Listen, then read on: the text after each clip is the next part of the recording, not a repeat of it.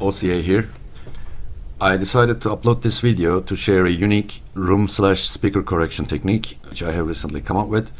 The complete process takes half an hour or less, and it's quite powerful and consistently achieves improved results in terms of spectral balance, clarity, and attack.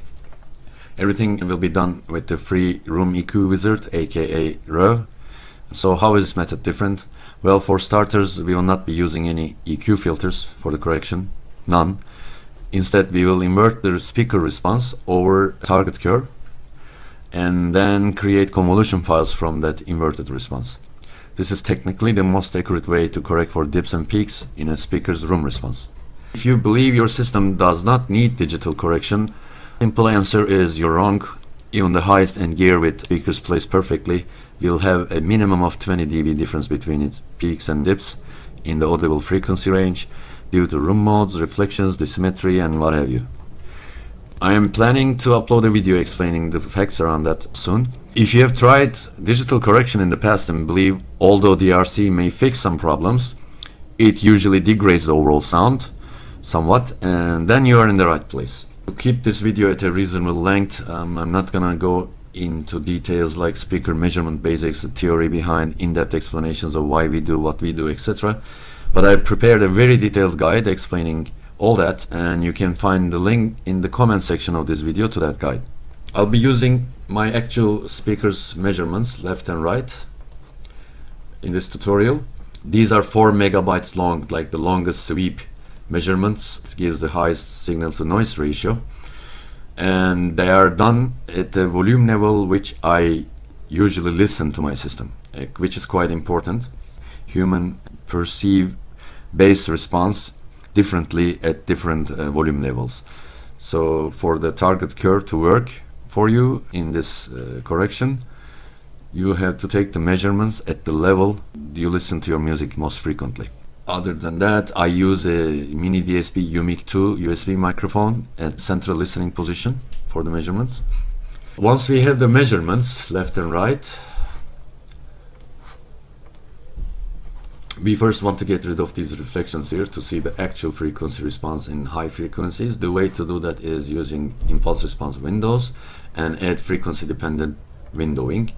I'll use 35 cycles winds. This is the limit in REV, which keeps the high frequencies as detailed as possible. Dirac lag uses, I think, 7, like that, and Odyssey uses 9, I think. But just to ease the correction for them, smooth it down, but we don't need that since we're not going to be trying to equalize any filter for these. Also, I'm not going to be using any kind of smoothing. These are our curves we are going to be working on for left and right speaker. First thing we do is time align them. We go to overlays, impulse response, and magnify it. This is the left and right impulse responses together. There are easier ways to magnify quickly, but this is quick enough. As you see, when we magnify enough, we start to see a difference between the left and right speakers. Here, the right speaker, highlighted in yellow now, is arriving earlier than the left speaker. So the right speaker needs to move back, opposite the listening position. And the left speaker needs to come forward. Why? Because the time 0 is here. These are the impulse peaks. My impulse peaks are inverted, meaning they are pointing downwards. Yours could very well be upwards, but important point is that the larger area, the larger part is the impulse peak. This is not the impulse peak. And it should be at time 0 for all the calculations we'll do in this correction method. My difference is very small because my speakers are already quite well placed, because I am obsessive compulsive. And then you do a distance measurement here, keyboard control, and while you're pressing it, you use the right mouse click, and without releasing them, move with your mouse until point 0, like this axis here. And then this is the time difference for the right speaker. It's minus 4.295 I think nanoseconds. This is like 1 millionth of a second, and 0.001 meters, which is like 1 millimeter or 0.06 inches, and it's minus. You take a note of this for your right speaker and do the same for the left, and we will be fixing this and bring them all together for the correction. Correction itself will not fix for that, so you have to either move your speakers by this much or dial these numbers in your convolution engine. Every engine has some sort of delay property where you can delay or bring forward the speakers. Minus 4.295 nanoseconds. Then we go to rev window, go to impulse while right speaker is selected. Controls, offset T equals 0. This is the most accurate timing alignment tool in rev. There are many. So it was minus, but we have to dial it down, and you will have to divide it by 1000, so 0.004295. Press tab key, and so this is as accurate as you can do, 0.0043. And while the overlays window is still on site, which is not easy on a full HD screen, click apply and watch this right speaker move backwards to time 0, hopefully. Yep, see, it's now perfectly on 0.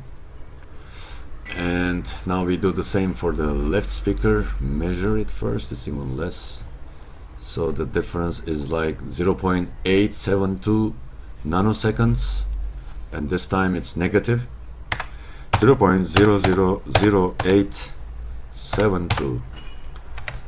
It rounds it down to this. Apply, and voila. Now both speakers are on top of each other. They're time aligned. Only for calculation purposes, you have to do this alignment with your speakers or in your convolution engine.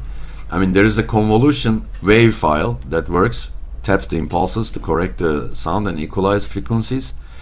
And then there is a separate speaker setup part in every engine where you dial for volume differences, gain, and timing differences. I use Rune, and it has a different submenu for each of these. Equalizer APO has similar. Every convolution engine, DSP engine has these. So we are done with that. They are now time aligned. Now we need to align the volumes. SPL should be aligned for a certain region, from 0 Hertz all the way to 24k Hertz, but how meaningful that is, and why do you need to align SPL? Well, for starters, your sound image should be precisely central. Like when somebody is singing, he should be singing right in the middle of the two speakers in the sound space. So to provide the central image, the speaker's volumes at these frequencies, like especially the vocals, it should be equal. Otherwise your soundstage will be panned to the left or right, which is annoying. So we need to align the SPL over the band which contains all the vocals. The entire range of men's and women's voices remain between about 65 Hertz for male with a very deep bass voice to the highest note of a female coloratura soprano, which is around 1280 Hertz. Although a female high-pitched scream can go quite a bit higher to around 3000 Hertz. So ideally we should be aligning SPL between 65 Hertz up to like 4000 Hertz. Rev has an alignment tool here, align SPL, and use average SPL of measurements. Alignment center 500 Hertz, alignment span 3 octaves. That means divide 500 by 2 3 times, so 250, 125, and 62.5, which is where we want to be, the lower limit, and then multiply it by 2 3 times, so 1000, 2000, and 4000. So when we do this alignment, we're going to be aligning the SPL of left and right speakers from 62.5 Hertz up to 4000 Hertz, which will cover all the vocals and all the locatable bass, etc. However, if we align this now, we will not be seeing how much alignment left speaker required and how much alignment right speaker required. So before we do that, we have to create copies of both measurements. We go to measurement actions, response copy for left and also for right. Now we have left copy and right copy. We untick left and right, so only the copies are ticked. And then align SPL, and then 500 Hz 3 use average SPL measurements. Okay, as you see, they moved a little. In your case, probably they're gonna a bit more than that. And once they did the move, now you untick R copy and tick L, so you have L and L copy on your screen. My difference is so little, not good for illustrative purposes really, but still there's a difference. And then you go measurement actions. There is an SPL offset here. For L, you want to bring L on top of L copy, and you want to check how much SPL offset is required.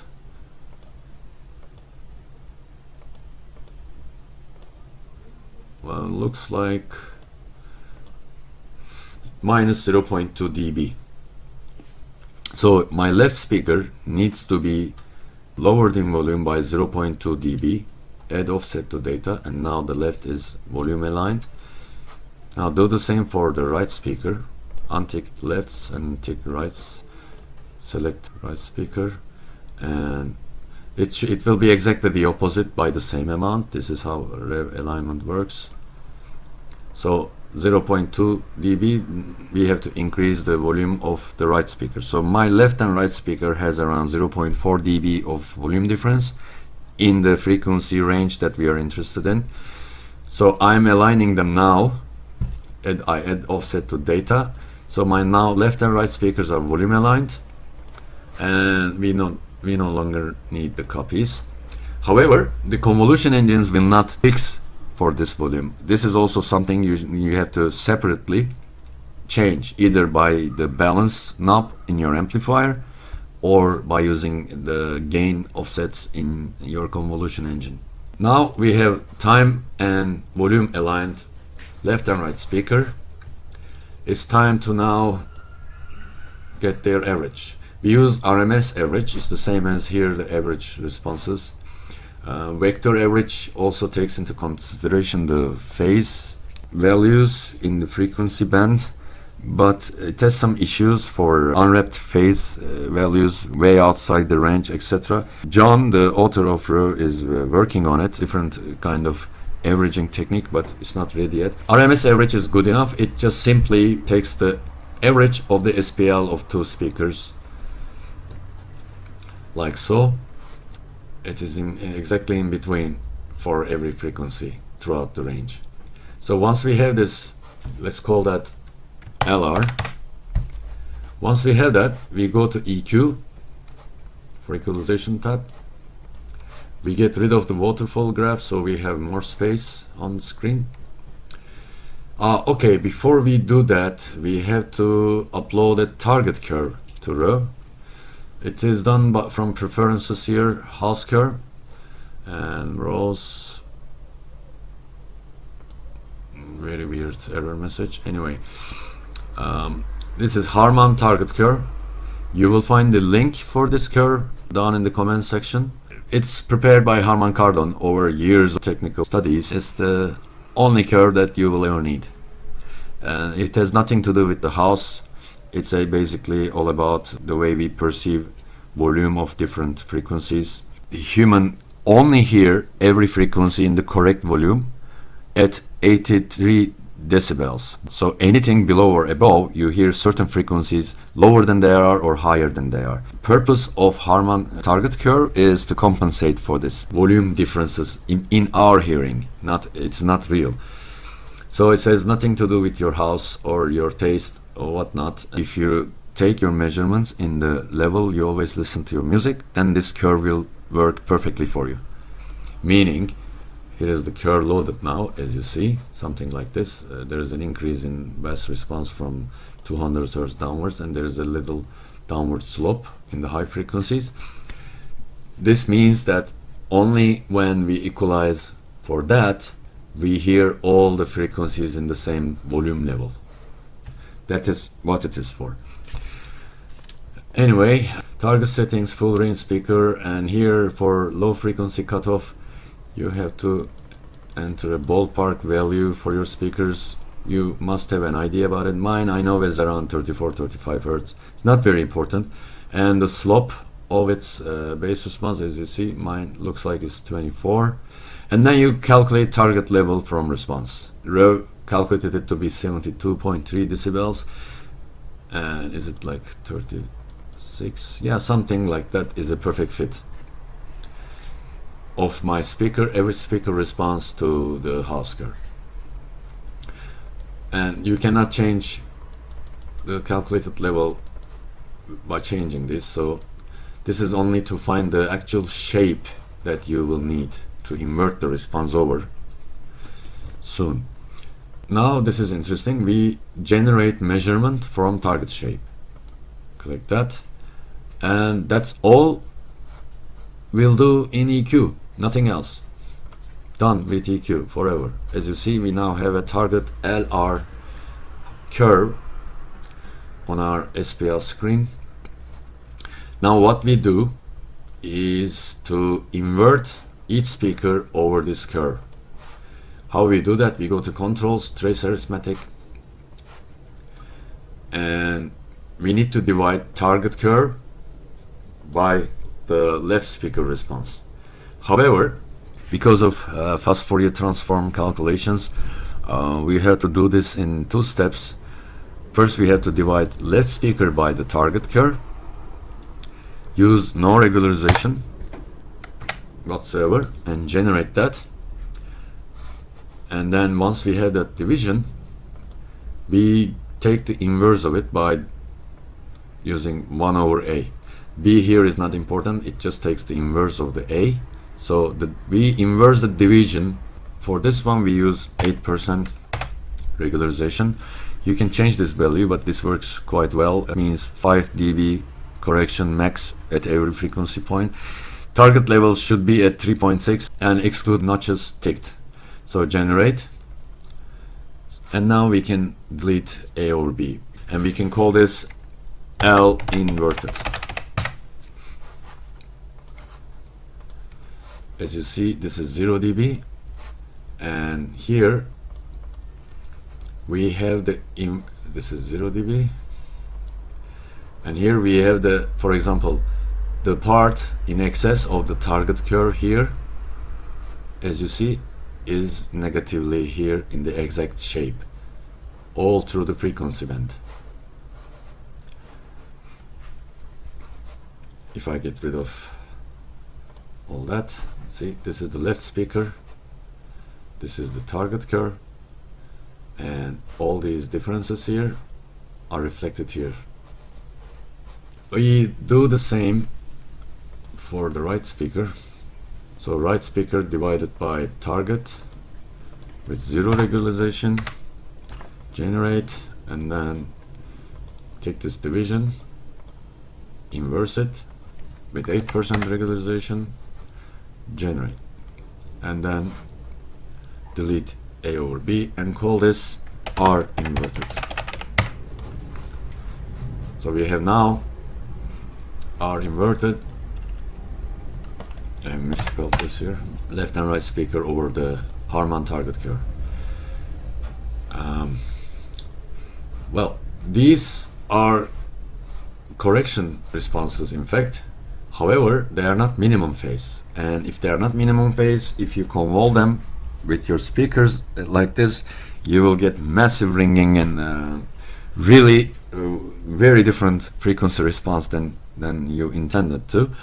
So how we create, I mean, normally, for example, if we had used equalizer bands with Rev's filters, it would create lots of EQ filters and they would all be minimum phase. It would try to imitate the fluctuations here to an extent, etc. But they would be minimum phase, meaning they don't change the phase that much, minimum possible, so that they don't cause delays, etc. Anyway, to make this convolution file minimum phase, what we do is go to measurement actions, select L inverted and minimum phase version. Click that.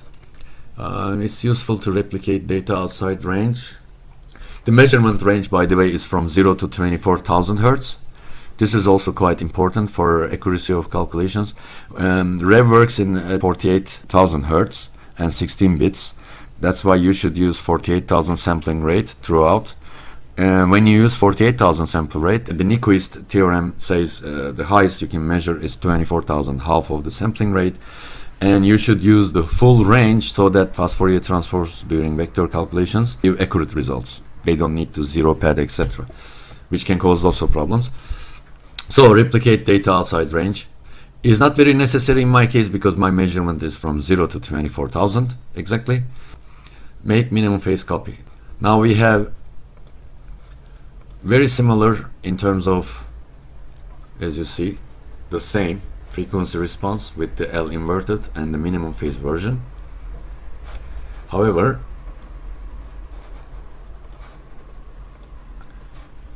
this is the phase response of the minimum phase version. This is the 0 axis, 0 degree phase, and it is around 0 everywhere. Non-minimum phase version, look at the phase, it's everywhere. This is the difference. And we do the same for R inverted, measurement actions, minimum phase version, replicate data, make minimum phase copy. And that's it. This and this are our correction convolution files for the left and right speaker. All you need to do at this stage is export them as, for convenience, as a stereo file which contains left and right together. You can also save them separately as mono, and make a 48 kilohertz copy is usually enough, but you can make other frequencies as well. I prefer to use only the base sampling rates and for example the Roon to do the upsampling if necessary, because it has state-of-the-art sampling algorithms. But you're really free. Rev also does quite a decent job in upsampling them. So you create somewhere in, let me find our, call this correction,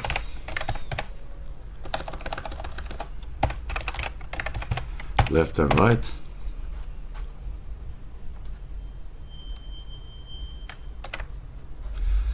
as you see. What was done is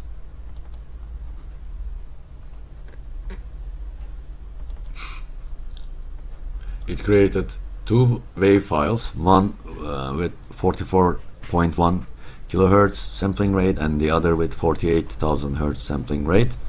Now these can be used in any DSP engine. JRiver requires a config text file, for example. EQ, APO, you can directly just load them in. And for Roon, you have to zip them together and then direct the Roon convolver into the zip file, like this, and that's all. Now, if you want to see how your speakers will sound with these correction files afterwards, let's just do a quick math. Original left speaker response convolved by our correction, which is L inverted MP, A times B. This vector multiplication is the same thing as inducing this correction to the left speaker. Generate. This is the target curve, and this is our corrected left speaker response. So even the dips have improved a little bit. This was the original one, as you can see. This is for the left speaker. Let's call that left corrected.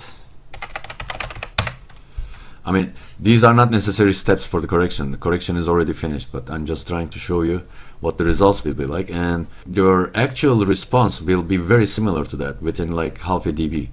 So this is not just as in maths ideal on the screen, but doesn't work the same. It works exactly as intended. So let's do the same for R, how it will end up after correction. Call this R corrected. So this is R corrected, this is the original R. Let me clean the screen a little bit. So this is R corrected, and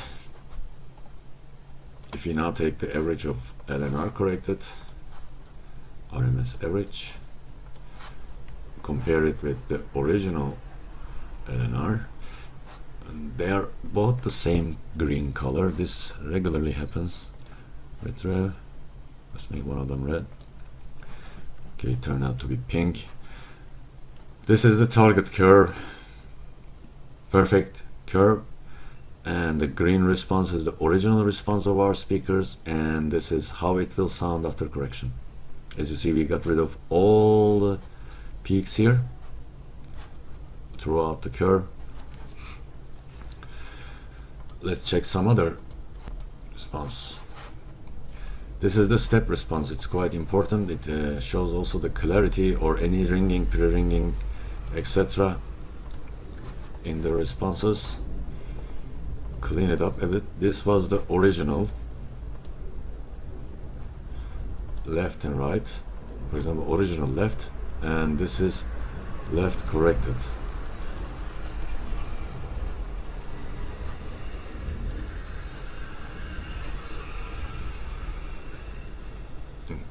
And this is the original right speaker step response, and this is the corrected right speaker, or group delay. Also another important thing. This is the left speaker original, this is 0, and this is the corrected.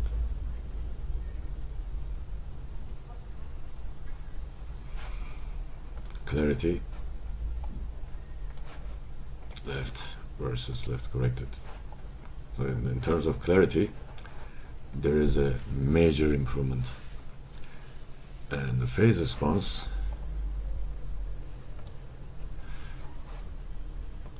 also should have been smoothed a little bit. As you see, look, all the fluctuations in phase all around has been corrected by a minimum phase, but in the right way. That's what all these filters did. Further improvements are possible to this correction in the phase of the response. That will be done with a free tool called Rephase. I have a video on that, and in the guide I have very detailed explanation of how to continue the correction with the phase after this stage, but I won't go into that for this video. It's already long enough now. So that's it, guys. Make sure you also check the text, and good luck and enjoy your music. Bye.